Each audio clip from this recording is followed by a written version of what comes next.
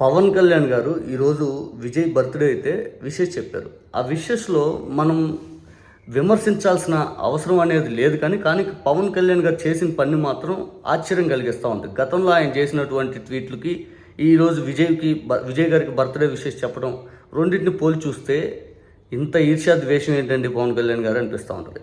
ఈరోజు విజయ్ గారి బర్త్డేకి పవన్ కళ్యాణ్ గారు పెట్టిన ట్వీట్ ఇది. డిప్యూటీ సీఎంఓ ఆంధ్రప్రదేశ్ అఫీషియల్ నుంచి పెట్టాడు.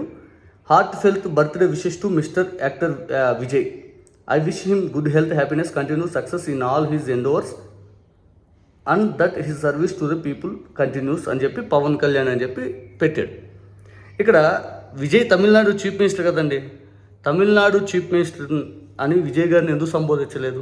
పోనీ మీరు ఏ ఒక్కరినైనా కానీ సంబోధించరా? అట్లా ఏ ఒక్క నాయకుడికైనా కానీ ఏ ఒక్కరికైనా మీరు సంబోధించరా విషయం చెప్పడానికి? అట్లా అంటే గతంలో పవన్ కళ్యాణ్ గారు మీరు డిప్యూటీ సీఎం అఫీషియల్ అకౌంట్ నుంచి మీరు పెట్టిన ట్వీట్లు, కేరళ సీఎంగా అప్పుడు విజయన్ గారు ఉంటే విజయన్ గారికి మీరు పెట్టిన ట్వీట్ ఏంటంటే 2025 మే నెల 24వ తారీఖు warm birthday wishes to honourable Kerala CM Shri Pinarayi Vijayan, wishing you good health and continue strength in your service to the people of Kerala. ఇది విజయన్ గారికి పెట్టిన ట్వీట్ ఇది. ఆ తర్వాత కిషన్ రెడ్డి గారికి కూడా honourable union minister for coal and mines అని పెట్టారు.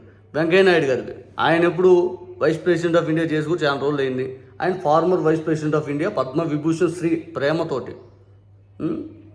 ఆ తర్వాత ఓం బిర్లా గారికి లోక్సభ స్పీకర్ హానరబుల్ అని చెప్పి ఆయన్ని ట్యాగ్ చేసి ఆయన వృత్తిని పెట్టాడు, అంటే ఆయన గౌరవార్థం హానరబుల్ అది ఇదని. ఆ తర్వాత vice president of India last time ఏదో ధనకర్ అని చెప్పి ఆయన రాజీనామా చేయకముందు ఆయన విష్ చేస్తున్న ట్వీట్.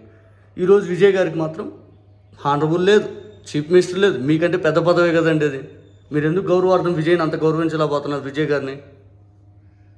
గతంలో అఫీషియల్గా డిప్యూటీ సీఎం పేజీ నుంచే డిప్యూటీ సీఎం లెటర్ ప్యాడ్ మీదే సాయి ధరమ్ తేజ్కి లేకపోతే చాలామందికి మీరు బర్త్డే విషెస్ చెప్పారు. సార్ అది అఫీషియల్ లెటర్ ప్యాడ్ సార్, అది ప్రజలకు సంబంధించిన అవసరాలకు వాడాలి సార్ అన్నా కూడా మీరు వినకుండా సినిమా యాక్టర్లకి లేకపోతే ఇట్లాంటి వాళ్ళకి వీళ్ళందరికీ మీరు birthday wishes official letter pad మేము పెట్టారు. అంటే విజయ్ గారు గెలిచేలేక మీరు తట్టుకోలేకపోతున్నారు. ఈర్ష్యా ద్వేషం అలాగే కనపడతా ఉంది. ఏంటి అది మరీ ఇంత దారుణం? కాకపోతే ముఖ్యమంత్రికి కూడా గౌరవం ఇవ్వలేరా మీరు?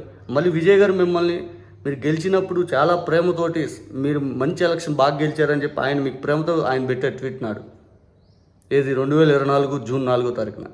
మీరు ఆ మాత్రం కూడా మీరు తట్టుకోలేరా? ఈ మధ్య నాకు అసూయ కలిగి అంత గెలిచారు, కటౌట్లో హాలోగ్రామ్స్ పెట్టుకుని అన్నారు.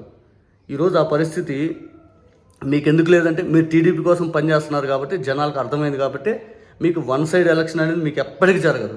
మీ పార్టీ మీ మాటలు ఇవన్నీ విజయ్ గెలిచేలకి అసలు పూర్తిగా నమ్మకమే పోయింది జనాలకి.